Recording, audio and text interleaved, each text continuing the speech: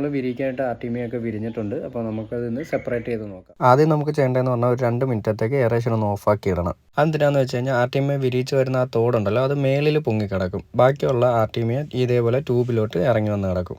പിന്നെ കഴിഞ്ഞ വീഡിയോയിൽ ഞാൻ കാണിച്ചിട്ടുണ്ടായിരുന്നു ഇതിൻ്റെ എയർ ട്യൂബിൻ്റെ ഒരു കണക്ഷൻ നമ്മൾ ഇടയ്ക്ക് വെച്ച് സ്പ്ലിറ്റ് ചെയ്തിട്ടുണ്ടായിരുന്നെന്ന്. അതെന്തിനാണെന്ന് വെച്ച് കഴിഞ്ഞാൽ ആ എയർ ട്യൂബിൽ നിന്നായിരിക്കും നമ്മൾ ആർട്ടിമിയ കളക്ട് ചെയ്യുന്നത്. അപ്പോൾ കളക്ട് ചെയ്യാൻ നമ്മൾ യൂസ് ചെയ്യുന്നതെന്ന് പറഞ്ഞു കഴിഞ്ഞാൽ ഡോൾഫിൻ്റെ ഈ ഒരു നെറ്റാണ് കേട്ടോ യൂസ് ചെയ്യുന്നത്.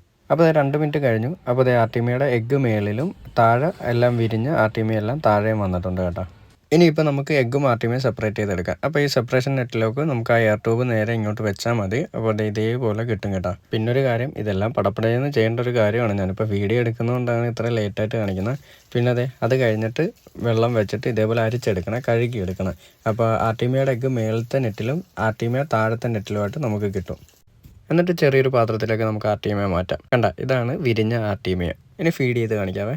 ഇത് നമ്മുടെ ഡാർക്ക് ചില്ലി എന്ന് പറഞ്ഞ ഒരു ഗപ്പിയുടെ വെറൈറ്റിയാണ്. അപ്പോൾ അവരുടെ മെയിൽസും പിന്നെ അതിൻ്റെ കുഞ്ഞുങ്ങളും കിടക്കുന്നത്. ആർട്ടിമിയ വിരിയിക്കുന്നത് എങ്ങനെയാണെന്ന് എല്ലാവർക്കും മനസ്സിലായല്ലോ. Okay, by.